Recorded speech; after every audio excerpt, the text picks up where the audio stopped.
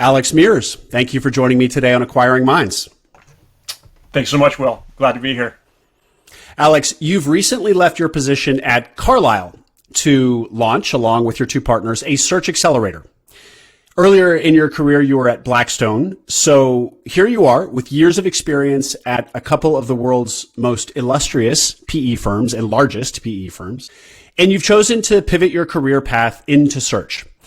And needless to say, you bring a lot of big private equity's best practices down to the scrappy, messy world of search. And we are going to go get into those today, as well as hear about Bryden Group, the new firm that you are launching with. Your two partners are, the gentleman is George Dutile, which is the name I don't know. So I want to hear a little bit about George. And of course, Steve Ressler, which will be a very familiar name to anybody who knows anything about search. Before we get into all of this though, Alex, let's hear your bio in your own words. Yeah, absolutely. So up until a month and a half ago, what was fairly traditional large cap private equity, I would say with one asterisk. Started 20 years ago, was it Goldman in banking. Worked at Blackstone, as you mentioned, in their buyout fund, all pre-crisis, and then basically had an opportunity to go to business school and go back to Blackstone, but decided to take a little bit of a break and instead join the military and foreign service. So I was an intelligence officer with the Navy SEALs. Spent 5.5 years in Iraq, Afghanistan, Indonesia, and then my wife gently reminded me it was time to come home. So came back, and then up until just recently was at Carlyle in their U.S. buyout fund. So it was focused on software, government services, and have done business services in my background. And you and Steve Ressler, as I understand it, kind of started investing in search or getting it. At least Steve, and he kind of always talks about it as a partnership with you, a few years ago started getting involved in search. And of course, Steve has done a great job of, he's really prolific in the space. He's got his great newsletter. He's on Twitter. He's involved in a lot of deals. So tell me about how you guys met and how you both kind of jointly or independently started getting involved in search those 2, 3, 4 years ago. Yeah, absolutely. So we met originally. Steve's background, his pre-search career was a very successful kind of multi-time GovTech CEO, running government software businesses, and so that was a space I knew very, very well. And candidly, the list of outstanding operators is fairly short, and his was always at the top. So that's actually how we originally met, and then we were both just fascinated by search. So my sort of entree to it. I mean, I peers of mine launched searches, 16 years ago. So I've been familiar with it for quite some time, but it was really, 5, 6 years ago, I started getting a lot of outreach actually from veterans who were going to business school and then were interested in either private equity or search. And so that was sort of how I got initially introduced into it. And then candidly, just, as I was able to, invest more off the personal balance sheet and things like that, got more and more heavily involved in supporting searchers, and Steve sort of followed, I think, a very similar path. And so he and I, it's the classic kind of very similar values but different skill sets, which is something I talk about a lot with our searchers as they're thinking about doing a partnered search versus a solo search. Steve and I had very similar service backgrounds, very similar. The way we view the world is very similar. If we tell someone we're going to do something, we absolutely want to make sure that gets done. But at the same time, I've had this kind of classic private equity deal transaction background, right? 20 years of doing, 80-hour weeks, looked at way too many businesses over that time period, doing full due diligence, doing valuation work, et cetera. And then obviously am involved at the operating stage, but usually in a board capacity, sitting on the board. Whereas Steve, I always like to joke, it's much harder to put it in Excel than it is in reality. Steve has the actual amazing operating experience, and not only one business, but he's done this 3 times very, very successfully, and has sold to private equity and has been through the Vista operating playbook, which we can talk about later. So that was what sort of I think really attracted us in terms of our partnering, is we just felt like we could provide a lot more value to the searchers that we were working with, because I could basically help them on all that upfront acquisition and the due diligence and everything like that, sort of the private equity hat. And then Steve really has like the deeper operating chops on, like, no kidding, how do you take a business from 2 million of ARR up to 10 million of ARR? I can say all day long I've done it at a board level, but it's just very different when you're in the trenches as a CEO, and so that's where he provides it. So that was the two, and then I can speak quickly on. You mentioned George Dutile initially. Yeah. So George and I actually served in Afghanistan in combat together. So he was working with the same SEAL team, which you've probably read about in the press as I was over there. And he then went to Wharton. This is years ago when he transitioned out, and then was at Goldman and at JP Morgan. And so we've known each other for very, very long time. He's really what he does incredibly well. He's on the private bank side at JP Morgan. So he literally has been through the single best training on how do you reach out to how do you find a small business owner? How do you reach out to them? And as he jokes, it's how do you either ask them for all their money or ask them for their business? It's a very similar, very personal, very important question. And so as candidly as we thought about building a team to support our searchers better, I think there's a lot of sort of generalist support, which is great in the sector. But what we felt like is, where we could try to add disproportionate value is like, no kidding, let's get the best person in the world who's got the best training in sourcing. Let's get, great training and background on the deal side. And then on the acquisition side, like let's get, no kidding, the operator who's done this many, many times, has been through the best private equity playbooks. And so that was sort of how we thought about building the team. And just going back again a couple of years, you and Steve, you were doing investing before you've formalized this into Bryden Group. Talk to me about kind of the quantity, the types of deals. What does your investing track record and search look like to this date? Yeah, so Steve and I together, I mean, we've backed now over 70 searchers. 40 of those are closed transactions, and roughly 30 are actively searching today. And I would say our experience has been very consistent. When you look at, for example, industries, we skew probably a little bit more heavily to software and some of the higher end kind of technical services, just given my background and given Steve's background. But pretty much it's our what we've invested in back searchers is kind of a microcosm of what you would see if you picked up the Stanford study, right? So it's, 40-45% software, another 30-35% business services, tech services, and then some government services and healthcare services kind of round it out. Great. Well, I want to hear more about Bryden Group in a little bit, but let's get into some of this expertise that you're bringing to the search space from big private equity. So one of the things that PE folks learn early on, and it kind of becomes, a mantra and a core of the philosophy of private equity, is identifying high quality businesses. And of course, that probably becomes even more important for searchers because, frankly, the smaller the business, like the higher likelihood the quality is questionable. And you hear the old axiom, like the reason these are small, they're small for a reason. Small businesses are small for a reason. Maybe they've just never achieved the level of quality or scale to actually get to the next level of quality. So talk to me about what searchers can learn from big private equity with respect to identifying businesses that are of high quality, even if small. So a few things. I mean, first off, just as you said, especially in small business land, there are a lot of wonderful small businesses, but they aren't necessarily, high quality. And those businesses, one, tend to be higher risk because they can disintegrate, especially once the owner or seller leaves. And two, they can be much harder to scale because they don't really have a overwhelmingly compelling reason to win in a competitive market. So a few of the things that we've tried to bring, or that I've tried to bring from kind of large cap private equity in working with our searchers, is really understanding at what level the competition is of the business you're looking at.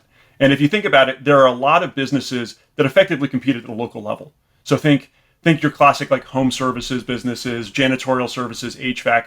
Almost all that competition is just at the local level, right? You are not competing with many, if any, national players, much less international. So that is understanding kind of that locus of competition. If you scale up a bit, most software businesses, probably a majority of technical services businesses, that typically you're competing at the national scale. Sometimes regional, if it's a government, or if it's selling to government or something like that, but typically that's at a national scale. And so understanding what that is. And then a business like a manufacturing business, and it's one of the reasons why I think, certainly we as investors we try to caution our searchers as they're looking at manufacturing businesses, is all of a sudden, if you are competing at an international level, the amount of work you have to do to really understand and due diligence that business is just drastically different, right? Because you need to understand, why is that business manufacturing widgets in, somewhere in America? Why can't that be done in a low-cost country, for example? So I think the first part of understanding the differentiation is really understanding, at what level the competition is, because that also informs, as you're thinking about the quality of a business. There are a lot of small businesses that are, perfectly wonderful and have been done wonderful things for their owners and provided a nice livelihood, that are just very, very difficult to scale because they are only competing with other local providers. Oftentimes, those first customers, for example, were kind of friends and family of an owner, or the owner's just been around long enough that he's kind of accumulated some of those. And so making sure that you're kind of putting down, the magnifying glass with which you are looking at that business is at the appropriate level is incredibly important. Now, that's not to say that you should only buy something that competes nationally or regionally. In fact, that can be terrifying. Software example, have seen this several times, where they have a nice little niche in software, and then all of a sudden, a very well-funded venture-backed software business sort of plops into the space, which is just not what you want to do. You don't want to compete with people with very, very low cost of capital or no cost of capital. And so just understanding that, I think, is one of the first things we recommend our searchers do as they think about kind of the quality of the business. The next thing really is just, no kidding, like, what is the value proposition of the business? And this sounds silly, but we always laugh. I mean, there are times in private equity where we're a week into diligence on some weird technical service business or something like that, and you're still really trying to like why does this business exist? What is, and when I say that, I mean that literally, what are the workflows and that business actually performs for their customers, and what is the value that they provide at each stage? And one, why can't the customer do it themselves? And two, why can't someone else do it, right? Why can't they? And so that gets to kind of the third bucket, which is really understanding. And I've never seen this described well in the literature, in Porter's, 5 Forces, any stuff, which is just customer stickiness. Like, the single most important thing in a business, in terms of business quality, is customer stickiness. And if you think about that, it's kind of, there are several different ways you can kind of divide up customer stickiness, but it is how likely, in short, is how likely is a customer to churn away from you. And so one of those is, are there substitutes? Are there competitors who can offer something similar? But also, how deeply are you ingrained into your customers' business and workflows? Like, the short, think of SAP. The joke always is oh, it'll be a quick, easy SAP implementation, right? Like, everyone knows that switching ERP systems is one of these. It's literally open heart surgery on a business. And so you want to find businesses that have so deeply integrated into the workflows of your customer set that it is incredibly painful. I shouldn't say painful. Incredibly difficult to extract, right? Sure. The second piece of that, though, is it's not only that kind of what I'll call criticality, but it's also the materiality, right? And so if you can find a business that is a tiny, tiny cost to that customer, yet is mission critical, those are by far the best businesses, right? Because the problem is, if you're mission critical but you're really big and you're very, let's say you're 10% of the cost base or something, or for the customer, well, the first time they look to cut costs, they're going to come to you, right? So you can think of, let's think of auto parts manufacturers, right? You can have an absolutely critical part of the engine that you're selling to an auto OEM. That's not necessarily a good business, even if it's absolutely mission critical, if it's 20% of the cost of that engine, because they're still going to come to you and try to beat you up on price. What you really want, you want to be, and I'll use an example of a business I looked at once, which I still laugh about. They literally made tiny little rubber plugs, right? I mean, this is like these, and they were like, $1, $2 each. And basically what those little rubber plugs did, though, is that they were all perfectly formed and perfectly customized to be installed onto, think like a John Deere tractor engine going through an assembly line. So you're talking, I don't know, a $15,000 piece that it's attached to, right? This thing costs $1 or $2. Yet if it's not placed correctly, or if the rubber cracks or the plastic cracks on this little plug, the whole engine's ruined, right?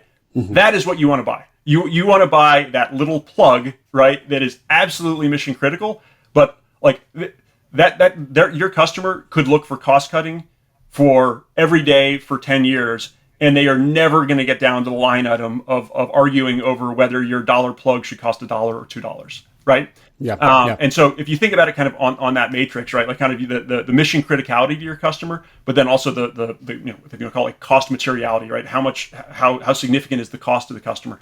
It's a great way to think about it. It's why, candidly, software has been such an outstanding business model for so long, because again, even though software, we think of it as expensive, but versus what the value it's providing and how difficult it is to rip out, it's actually a very, very small portion of most businesses' overall spend, if you actually look at their full cost base.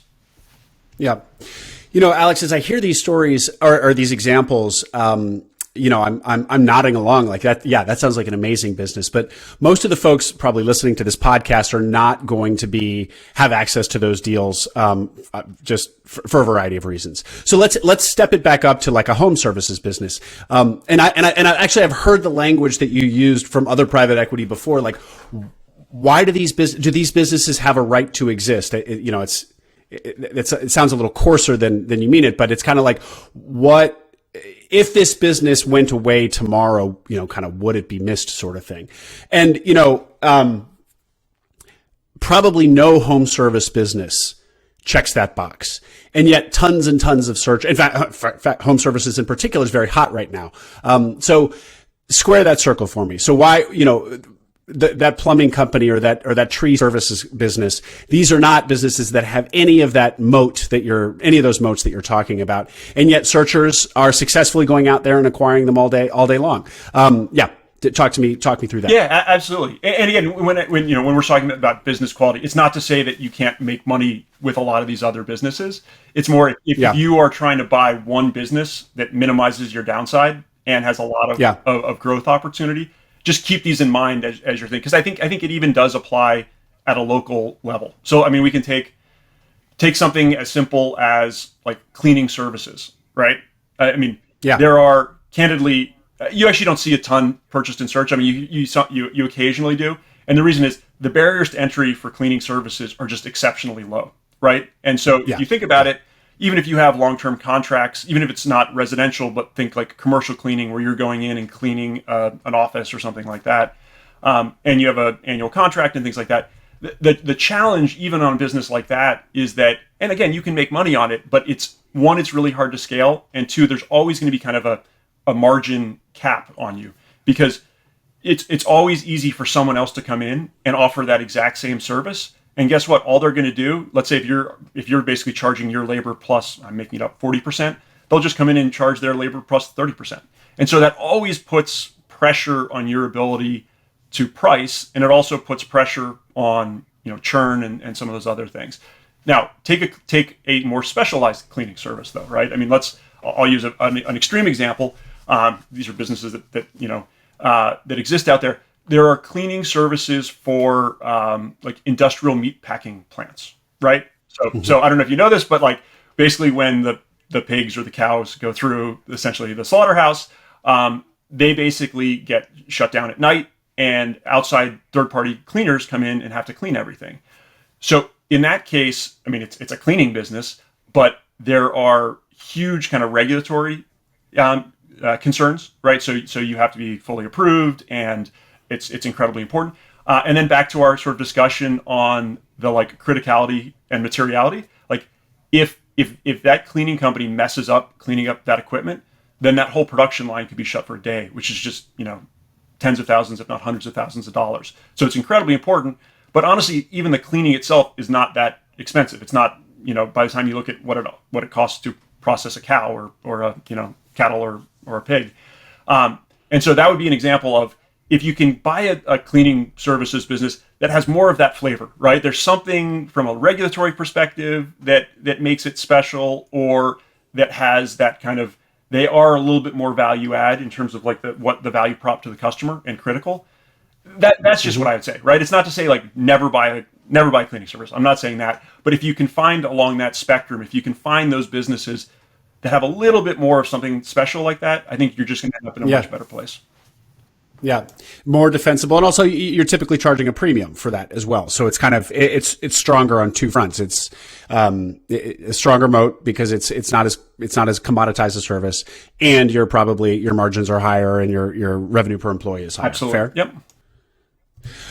Okay. Well, and now one follow up question on that though is one thing that often searchers think about is credibility with a seller. So often searchers are coming into an industry where they have no experience, and getting the searcher to trust that they'll be able to learn the industry, that they'll be able to earn credibility with the employees that they're going to be inheriting, is all part of the dance that you do with a seller. It would seem to me that that dance becomes even more complicated if you're buying a business with ever more specialization. Is that true? Like if I'm trying to buy the livestock processing cleaning business, and I don't know anything about cleaning, let alone the livestock business, my pitch to the seller is just the hurdle is that much higher. Yeah, I mean, I agree. I mean, I think there certainly for the more technical the business, obviously, just the expectation would be that the searcher would have more technical background. I mean, one thing to that though, just more generally when we work with our searchers, that I think is very helpful is searchers should use their backgrounds to their advantage, right? So one is like, okay, the types of businesses that they look at, and we're huge advocates of kind of like industry focused search just for this reason. If a searcher has something in their background, like they worked at, I mean, as using a real example, they worked for one of the truck manufacturers. Well, all of a sudden, at pre-business school, all of a sudden they have a lot more credibility in talking with anyone in kind of the auto truck ecosystem, just because they've got a brand that they can reference, right? So that would be one. The other thing is, I mean, and certainly not all, but about a quarter of the deals that we've worked on are with veterans. Using, not using, but taking advantage of that background, right? Is if an owner was in the military or was in the service, being able to kind of like show commonality with the owners is incredibly important. And candidly, that counts for so much more than having the absolutely perfected email campaign down, right? Is like actually being able to leverage your own background to explain why you are a good home for that seller's life work up until that point. I imagine this is an area where search and PE really diverge, because I know so little about PE, but when a PE firm is acquiring a company, you're not necessarily able to or trying to create that sort of emotional resonance with the seller. It's probably usually more financial. Correct me if I'm wrong, but that is such a feature of search. Yeah, absolutely. I mean, even in private equity, a buyer will try to differentiate themselves based on how well they're going to take care of the business, right? Even in that. But absolutely, financial considerations often prevail. I'll put it that way, right? Yeah. And with most searchers, especially for higher quality businesses, generally those businesses are attractive to private equity, right? Even to micro cap private equity. And so the value prop that the searcher is providing is just what you're saying. It's like, hey, this is a different model. I may be taking institutional dollars to fund it, but I will be stepping into the role as the CEO and kind of managing your baby that you have created and grown for all these years. And so, when we're working with searchers, that's something we be proud of that. Like that is the value prop, right? Because generally, especially in a proprietary deal, that has to be, you have to have that kind of personal resonance to have the transaction work. Speaking more about sellers, Alex, seller integrity obviously is paramount, and one of the things that we hear over and over in search is the opacity of everything, and the classic, like you can't diligence all of the risk away, you can't diligence every little fact, and in fact, there's just a lot you're just going to have to kind of go based on the trust that you feel in the seller. So it really, that's kind of the gap between what you really wish you knew and what you don't know, and bridging that gap basically falls squarely on how much do I trust this seller. So talk to me about seller integrity, because I know it's something you've thought a lot about. And this may seem surprising to you, but I often ask this, if a searcher's found a deal and comes back and they're expecting me to be digging in on the, year 5 in the model and why the numbers are. And usually my first question is candidly like, what's your assessment of the seller's integrity and why? Right? I mean, that's how important this is. And it goes to just what you're saying, which is the nature of a transaction is that there is such information asymmetry. You can spend millions and millions and millions of dollars on diligence. There will always be information asymmetry between what the existing owner and seller knows and what you know, no matter how much work you do, as you pointed out. And so that's why, and there are a lot of very important ways to corroborate what the seller is saying in due diligence, and even the way you structure the sale and purchase agreement, and a lot of those provisions. But at the end of the day, a lot of it, even in large cap, a lot of it just comes down to like, is this person trustworthy, and is what they're saying, like, can you put faith in a lot of what they're putting forward? And so, in terms of actually practically, what does that mean? It's very easy to say that at a high level.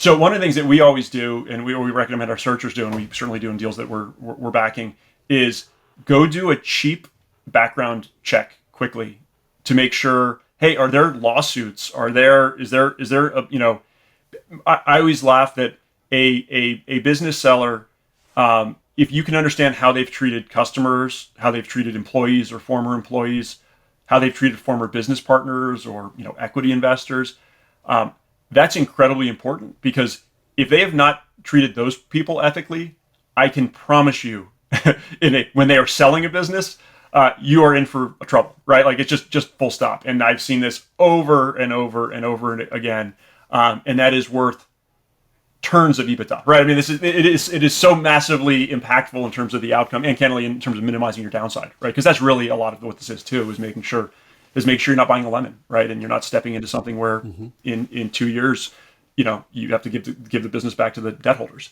So one is doing that background investigation. As you get further in diligence, talking to customers, employees with that lens. I mean, obviously you're focused on kind of the quality of the business and everything like that, but also just really trying to get a sense for like, okay, when he or she says this, generally, like, is that what happens? Is that consistent? Is what is said consistent with what is done? Which is kind of a very simplistic measure of integrity.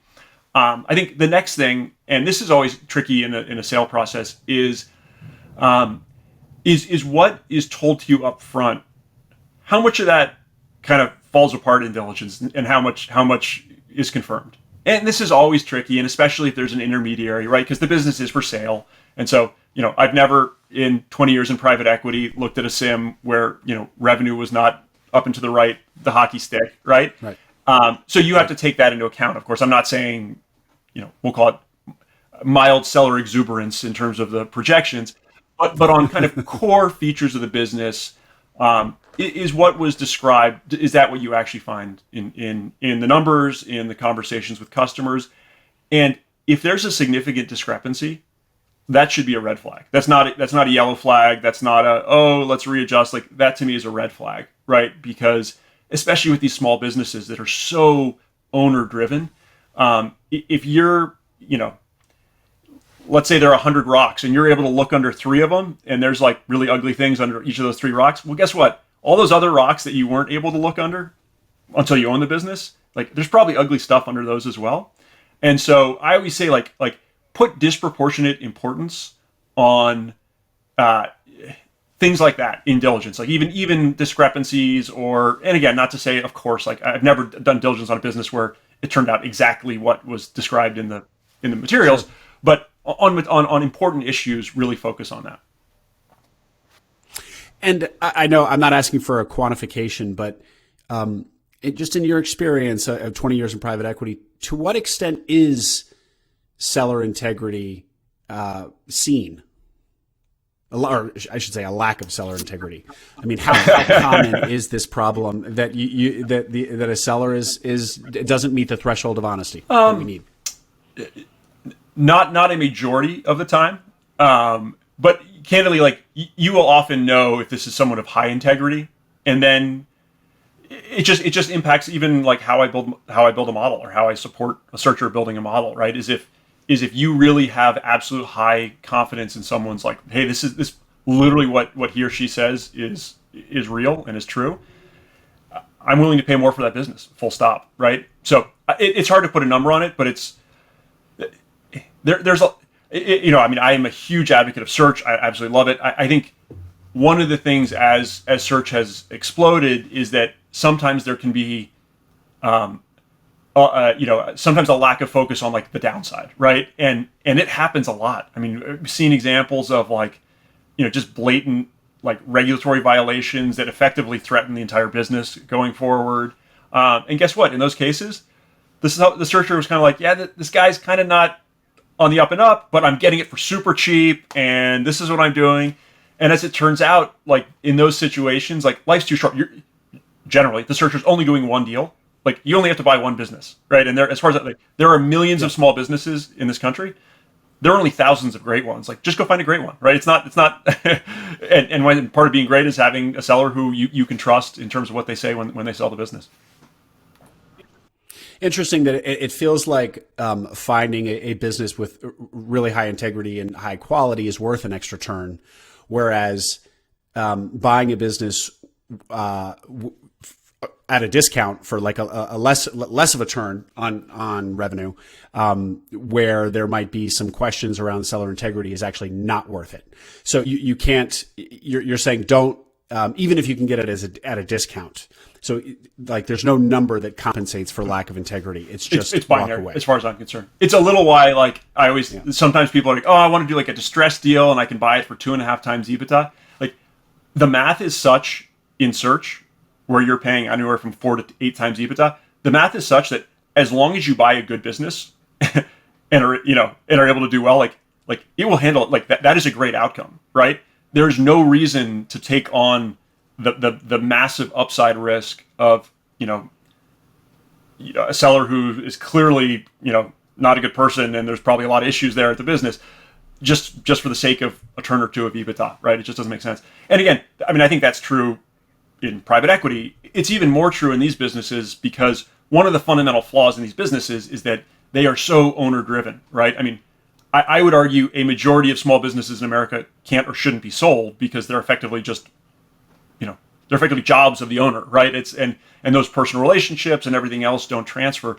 And so when you have a business that's so not institutionalized, which I think describes pretty much every search business there is, that matters even more in terms of your assessment of the valuation and your willingness to step into the CEO role and ownership role of that business like that. Alex, some of the things that might have been hidden by that seller who lacks integrity. Let's get into those. Although these could be surprises that even a seller with really strong integrity, you're not fully equipped for, and then you find yourself dealing with once you've taken ownership. So key employees is a classic. Can you talk to me about what you've learned from big private equity about the key employee? Yep, absolutely. And I have seen this over and over and over again. Across many deals. So the employee question, and oftentimes what you'll see, if you put your seller hat on, they understandably don't want to introduce a prospective buyer to a bunch of their employees, right? Until they know it's an absolute done deal. Right. Totally understandable, right? They don't want rumors getting started. They don't want to have to explain it, etc. That said, in situations where a searcher was not permitted to speak to any of the employees until a deal was effectively signed, almost universally ends up there's some issue, right? And typically, we've seen everything from employees who were promised large raises, but of course it's not documented, and so you're stepping into a very different cost basis than you're expecting. Employees who basically said they're leaving, they're done, and are critical. So what I always recommend in diligence is it's really important to actually, as you're doing business diligence and everything else, is actually map, and this goes back to like really understanding like what's the workflow, what's the value prop of the business, is actually map like what does each person in that business do, like what's their value prop, where are their relationships, because oftentimes what you'll find, I mean, I'll tell you a classic one is, hey, there's one BD, business development or salesperson, and they have relationships with the top 3 customers. Right? And literally it's all a personal relationship, right? And so again, it's not to say you can't buy that business, but you better know going in to that deal that that salesperson is on board and is eager to continue, because if they leave and they walk out the door and they take those customers with them, I mean, that's just devastating to you out of the gate, right? Sure. And so the more you can get in front of that. So part of that is talking to the employees. It's really understanding like each of the roles and like really trying to unpack like where do those customer relationships reside. Is it with the owner? Is it with the salesperson? Is it with the technical person, the operations person? Is incredibly important. And then like Alex, is there a sweet spot where you can ask for those negotiations? Because as you said, sellers are going to resist, so it's going to be a delicate part of the negotiation, and we can be sympathetic to that. We understand that, and so certainly there'd be many points in the acquisition process that would be too early to ask for that. So when is the sweet spot of not too late for you and not too early for the seller? I always say before signing. So there's often that period where you've effectively agreed on all the terms at that point, and then you basically say, hey, before I sign this agreement, I need to meet X, Y, and Z, and I need to do so in an unchaperoned manner, right? Like, it's fine if you're on the call to introduce us or in person to introduce us, but then I'd like to sit down with the person and have the conversation. And typically we've found with sellers, like they're fine with that. Like once they know that, hey, no kidding, I almost put it as like, think of it as more like a confirmatory diligence item, right? Rather than kind of a regular due diligence item. Generally, sellers can get comfortable with that. Same with customer calls. Oftentimes those get pushed till the very end, and it's a confirmatory thing. Hey, we need to just double check to make sure that everything that was told to us is accurate. Assuming everything was accurate, these are the terms and we're done, right? And do you let the seller know in advance of insisting on this? Heads up, I'm going to want this before I sign? Yes, absolutely. And again, this sort of goes back to like just approach on deals. I tend to be much more like be as upfront and candid and managed in terms of the communication with the seller, so that there are absolutely no surprises, right? Yeah. Like if there, I hate retrading. Like there should never be a reason why you have to cut value unless something like fundamentally doesn't check out. Of course, you can open up for renegotiation. But making sure the seller is aware from day one, hey, these are the steps I'm going to take, and this is what I'm going to need before I sign, to be completely candid. And look, I think it tells you something. If a seller up front tells you you're not going to be allowed to talk to a single employee, you're not going to be allowed to talk to a single customer before you sign, that's a really useful data point to have on day two. Yeah. Before you spend tens of thousands, if not more, on diligence advisors and your time and everything else. Great. What about some of the other surprises that you might encounter? Yeah, I mean, so one of them that we have seen a few times is think like just like regulatory compliance issues, and not ones that just could create historical liability for you, because obviously if it's an asset purchase, you're generally going to be somewhat protected. Typically with a purchase and sale agreement, you'll negotiate the reps and warranties to protect yourself somewhat. But think of ones where what they were doing historically actually impacts like the P&L of the business, right? Like meaning like your actual profitability. So let me give you a real example. One where, let's say you're providing some sort of an in-home service care, right, to patients. Yeah. There is a contractual level that you need to be providing, a certain number of people qualified to a certain level, right? Guess what? Those higher qualifications cost more. And so what you'll sometimes see is, especially in a year or two before a sale, you'll sometimes see, we'll call it, greening the workforce, right? Like where they will, bring in cheaper, lower qualified individuals to service. And like, you might sometimes be able to get away with that in the short term, but you're going to show higher profit, right? You're obviously violating the terms of the contract and potentially even violating law if it's a regulatory question as well. And so those are the really hard ones, right? Because now you're not only dealing, like when you step into that, not only are you dealing with kind of like historical, we'll call them liabilities, but literally by going and hiring the proper level of care that you need to be providing, like that's going to hit your profits pretty hard and potentially pretty hard, right? In many cases, these businesses, you're absolutely your highest, cost item on your P&L is that skilled labor, right? And so those are the really, really hard ones. And so that just, again, speaks to, in diligence, really making sure if that describes, and I've looked at probably 10 different variants of this business, right? Really making sure that they are absolutely complying with their existing contracts, they're complying with the regulatory regime. It may sound kind of like boring and like who wants to do compliance due diligence, but it can actually be massively impactful in terms of just your margins and profitability going forward. Because as soon as you find that, obviously you have to fix it, right? And those are the ones that can be much harder to recover from an escrow or something like that. However you've structured it in your purchase agreement. I have heard a lot of people say that your financial due diligence, you're really going to outsource that to a third party due diligence provider.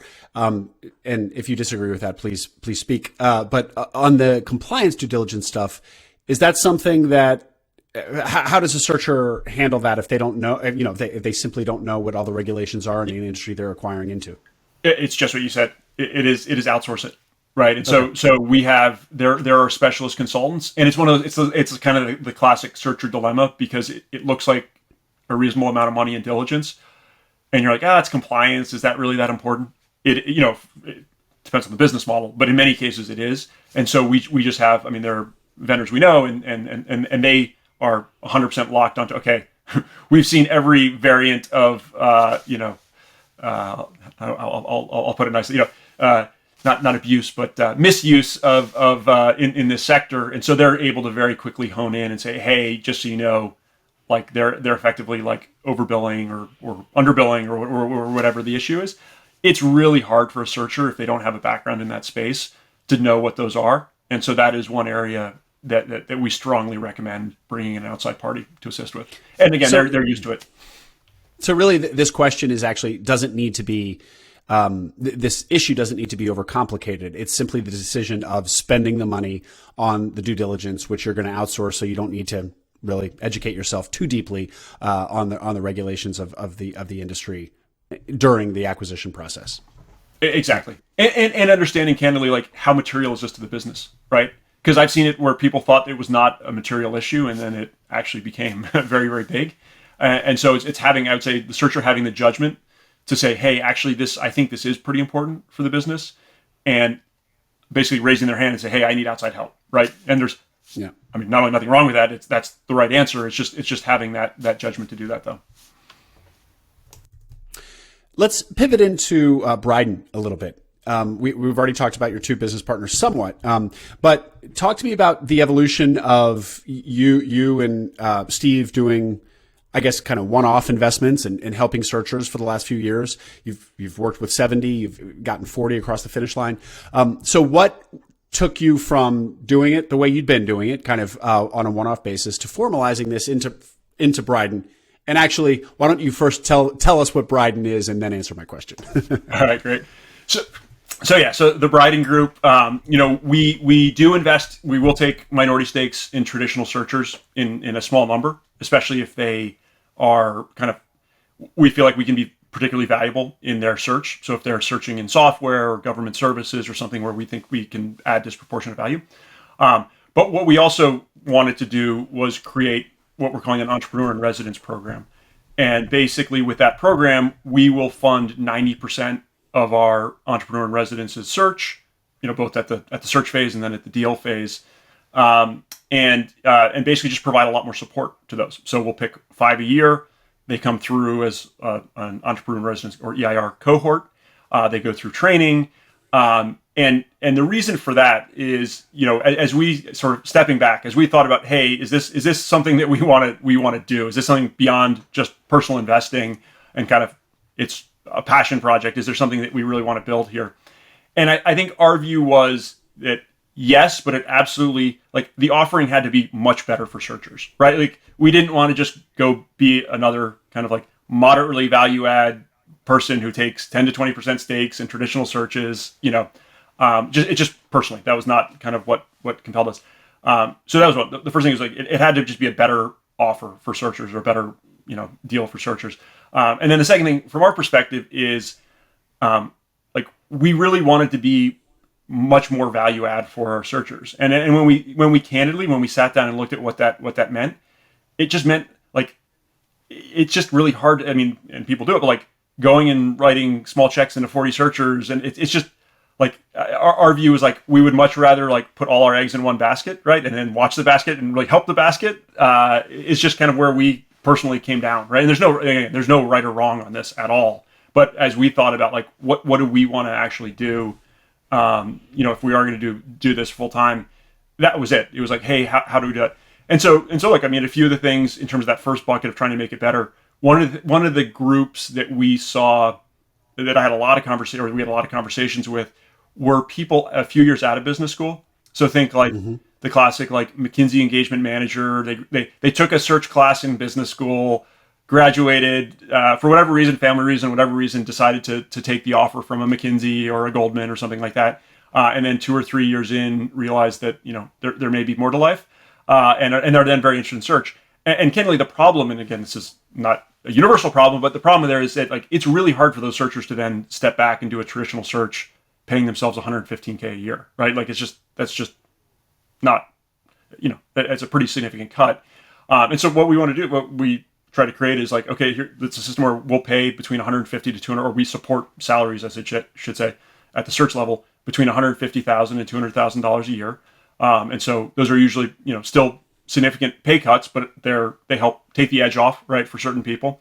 And then the other piece for us was really minimizing the downside, right? Is we never want to view search in our backing searchers as kind of like option value, right? Like, hey, they find a great deal, then great, that's good for us, and we get to invest. And if they don't, well, that's too bad, right? Let's move on to the next.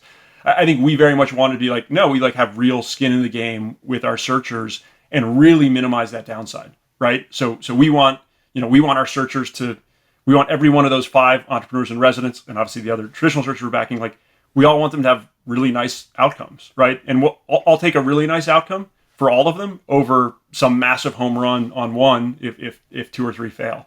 And so we just tried to design the program that way. So, and we could talk a little bit more about kind of the support and things like that we're providing, but it's trying to take some of those like best practices and an approach from private equity and just making our searchers' lives better, easier, and leading to better outcomes.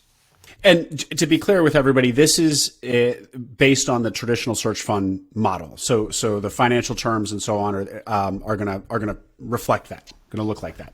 Yeah. So the equity will, exactly. Yeah. Yeah. So the salary is higher, but then the equity split will be the similar traditional terms, up to 25%.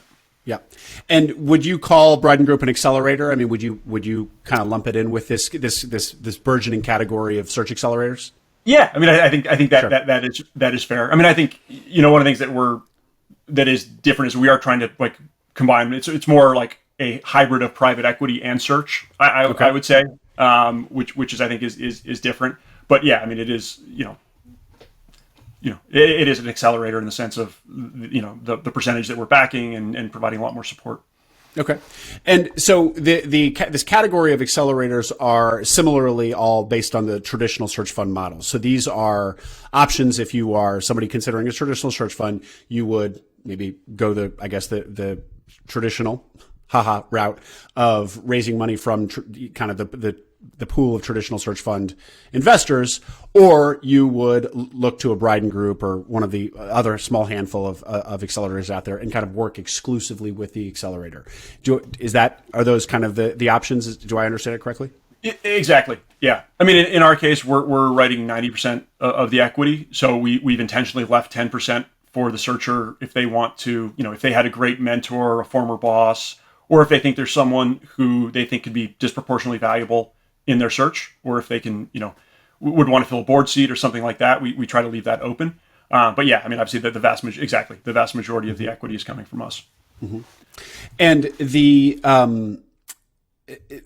in this world of we're seeing more and more accelerators. What is the trend there? Is that just kind of correlated to the growth in search itself, or is there something behind the scenes that search investors understand? You kind of touched on it a second ago where you and Steve were talking about, like, philosophically, what do you want to do here? Do you want to just continue to do one-off stuff, or do you want to formalize and maybe do something bigger, more concerted? What is the can you extrapolate from your and Steve's experience to this kind of phenomenon of search fund accelerators and the increasing number of them? Yeah, I mean, and I don't want to speak for anyone Sure. else's motivations, but I know most of them, and I think I can say this. I think a desire to be more deeply involved and more helpful, uh, and recognizing that just means it's going to be a smaller number of people that you can realistically service until without hiring a group of 10 analysts, at which point your value add is relatively diluted. And so I think that is a big feature, right? Just candidly, like on the investor side, kind of just a recognition of, hey, like I want to personally be more involved and be more helpful and try to do that. I think is certainly a driver of it. I think on the on the searcher side, I think there is something nice. And again, there's as someone who has invested literally in all three flavors, I like all self-funded, traditional, and kind of accelerator. There's no right answer. I think it's a very, very personal question.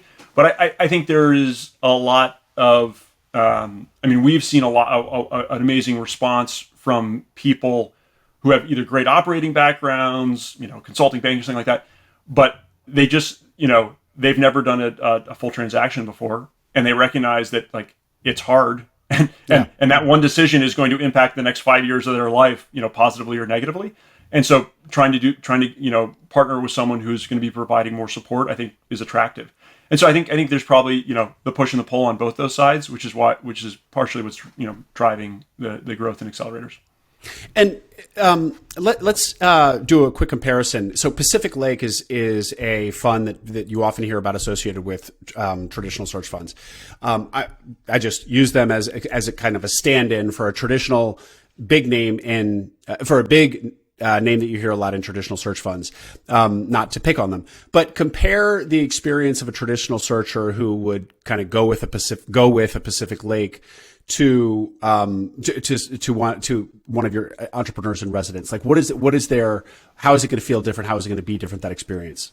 Yeah, and again, I won't. I mean, the Pac Lake guys are great. I'm not going to speak. So I won't say specifically to them, but just generally, if you think of that kind of intermediate, if you think of the spectrum, just a traditional search. So to get kicked off, I mean, they're going out and finding anywhere from 10 to 20 plus investors, right? And so there's an element of just that fundraise, which some searchers like and some searchers don't, right? There's no right or wrong answer.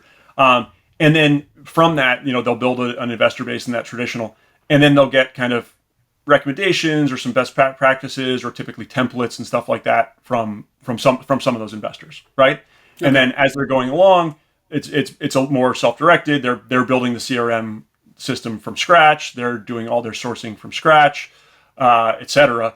And, as they find an opportunity, they take it back to that group of, we'll call them 15 investors. And those investors kind of give a thumbs up or a thumbs down, or sometimes in the middle, which is the worst possible answer. Right. Yeah. But they are, it is a much more kind of individual sport, if you will. Right. And those traditional investors certainly provide support, but it's more of an individual sport. What we're trying to do, and again, there's no right or wrong answer. It's just a different model. Is basically from day one. I mean, beyond raising that extra 10%, right? Which is, hey, is there someone else you want in the cap table? Yes or no. If no, okay, then here's someone else who can come in, right? It's pretty simple on that front. But no kidding, from the search perspective. I mean, one of the things that we saw that was a little bit sad or frustrating for our searchers is having to. It often takes 6 months for them to really get that sourcing engine up and running. And so instead, what we have is like, hey, we literally have an outsourced team that we work with that does a bunch of that, like data scraping, like kind of that, cleaning up the Excel, finding the phone numbers, normalizing all that stuff. And so that literally from day one, if you step in as an EIR with Bryden, it's like, okay, here's your CRM system. Like, don't go shop HubSpot and Salesforce and everything. It's like, here's your CRM system. Like, what industry are you going to be searching in? Okay, like these are, this is what we recommend. This is how you go build a list. And then, oh, by the way, this is like your outsourced team to help you, from day one, who have done this many, many times and can help you too. And so it's just, I think from our perspective, like we want our searchers to be searching for 24 months, right? Well, ideally much less than that, but at least 24 months, and so part of that is just making sure they've got that support. And then candidly on the deal side, and this is something else that we see that can be hard, is that with a lot of different investors, oftentimes the searcher's not going to get like a clear thumbs up or thumbs down, right? And so they can spend a lot of time, and effort on a deal, and ultimately they come back and their investors are kind of like, maybe not, whereas like for us, it's like, hey, we're sitting down with the searcher on every opportunity we're looking at, and like, yes, let's run hard at this, or let's not, or this is such a good business that you should pay more for it. That's the one where we see a lot, right? It's really hard in the traditional model to pay up for a really nice business. And so it's like, hey, like we think this is an absolutely outstanding software business. Yes, you should pay a little bit more for it, right? Like it is absolutely worth that. And so that's a big difference. And then last, just on the sourcing side, all three of us, the founders, like we have great relationships. We see a lot of proprietary deal flow today, and being able to like take that and give that to our searchers, I think is something different than what happens necessarily in the traditional model. Like we will literally be going out, and if someone is searching in GovTech, like, okay, these are our 20 contacts, and as soon as we get new deal flow coming in, like we pass that along. And so it just helps it helps searchers get up the learning curve faster who are doing our EIR program, and hopefully gets them a lot more kind of quality at bats and ultimately better outcomes. Going back to this increasing number of accelerators we're seeing, one of the things that I've often heard from searchers is that, there's this month-long process of building their own deal engine, basically deal flow engine, and then once they find a deal, they're off to the races with their acquisition. But then their engine kind of just goes to waste. They've spent all this time building this engine, and so the idea of an accelerator is like there's this perpetual engine there that you can step right into. And you guys, since you're working with numerous searchers at all times, never turn the engine off. So that seems like a great kind of a way to scale deal flow in an accelerator model that the lone searcher is not going to be able to do. Exactly. So that exhaust has value, right, to the searcher. But then also, the other big thing that and it's not talked about often in search, is that like most brokers or lower middle market bankers won't show opportunities to searchers, right? Whether traditional or self-funded, right? They hear searcher and they think, okay, they don't have committed capital, right? And so we're just not going to show them the deal. Like we just don't know if they're going to be able to close at the end, rightly or wrongly, right? And so I think that is another advantage for us, with Bryden, is we have those relationships with bankers and brokers, but we can say like we are committed capital, right? It is like that we are, if we like this deal, like this deal is, we're going to get this deal done. And so it kind of provides the best of both worlds, right? Because to brokers and bankers, they can, okay, great, there's committed capital here, and to sellers. But then also there is the unique flavor of like, but it's not just private equity, right? There's like, we have an entrepreneur, and that entrepreneur is literally going to take over that business and step into the CEO role and take care of that, and take care of that business and marshal the business through the next phase of growth. And so in some ways, it really is kind of the best of both worlds from a sourcing perspective, having that kind of private equity and search flavor to it in our experience. And so just to be absolutely clear with the audience, so a traditional search fund searcher has investors lined up that they will take their opportunities to, and at that point the investors will say yay or nay, or as you said, worst possible case, maybe. But they can't claim to have truly committed capital for a particular deal, and that's the normal experience, the conventional experience for a traditional search funder. And so with you guys, your searchers, your entrepreneurs in residence can go to sellers and say, if we decide we like this deal, we can stroke a check, whatever, next week. Exactly. Yep. 100%. Okay, great. You touched on it, and I've seen Steve Ressler talk in another podcast about it. Thesis, the thesis of your searchers and your entrepreneurs in residence. So to work with Bryden, should I have an industry focus and or even more strongly an industry thesis? Are you open to working with people who have neither? The answer is yes. We are open to both. I think from our own experience, from the research that's been done, thesis-driven searches candidly just work better, right? They end up with better outcomes. They end up with higher deal close rates, and they end up with, beyond that, higher IRRs post-close. And we can talk about the reasons for that. So when we were kind of creating Bryden, that was, and looking at kind of like the causes of sources of success and failure in search. That was such a recurring theme that we wanted to make sure that our EIRs are aligned with that. And that's not to say that they have to come in with an industry thesis. I mean, we're encouraging them if they do. That's great, right? If someone has spent a bunch of time in healthcare services and they see an opportunity to do a roll up, or they see an opportunity to do a single acquisition, but it's in a niche, great. Like, we'll fully support that. If not, that's fine. But we want to sit down and come up with several of those sub industries where they're going to spend disproportionate time, and it makes sense, right? It's I always laughed at, like, knowledge and relationships compound, but they tend to compound by industry, right? It tends to be more narrowly constrained in terms of where that adds up. Now, that said, I mean, look, like, given our backgrounds in software and things like that, it's a pretty broad range of industries that we're backing searchers in. But we do think there is just a lot more value in spending disproportionate time around industry search or industry thesis search versus just a complete scattershot. Alex, a personal question for you.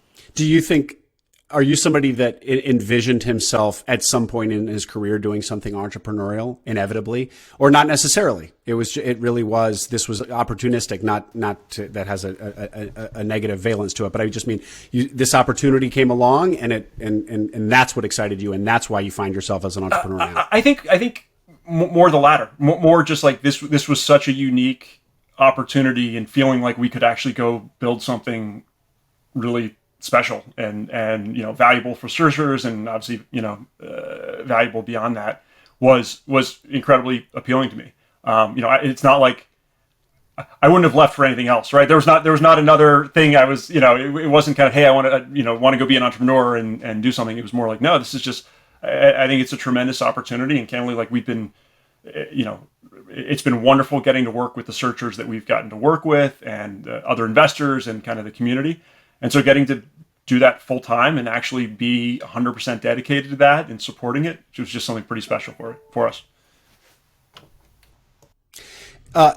Can people still come to you and Steve and George with deals that they already have if they're not part of Bryden? Yep, absolutely.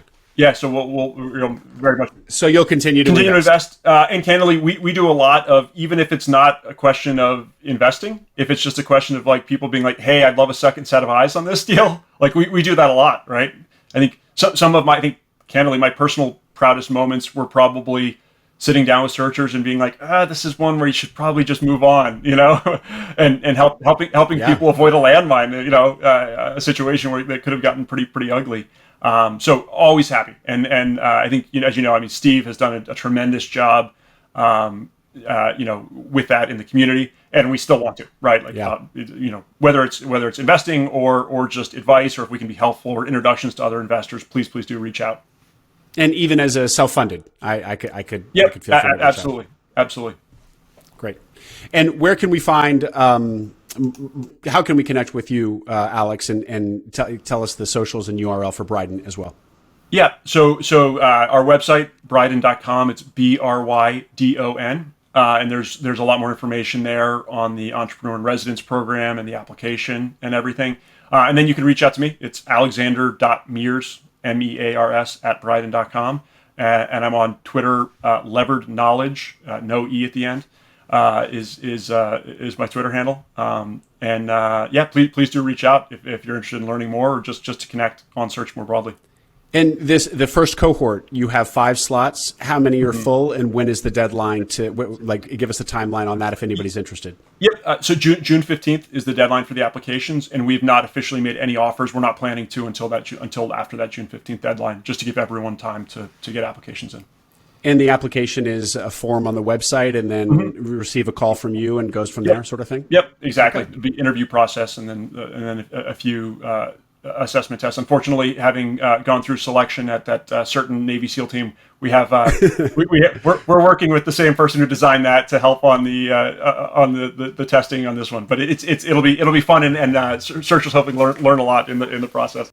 Alex, thanks so much for sharing. I mean, we could have gone on a lot longer here, and I'm sure I'll want to have you back on, and certainly to hear about how that first cohort is done. So lots to talk about in the years ahead. Congratulations on a big career move for you and the launch of Bryden. Thanks a lot for coming on, Alex.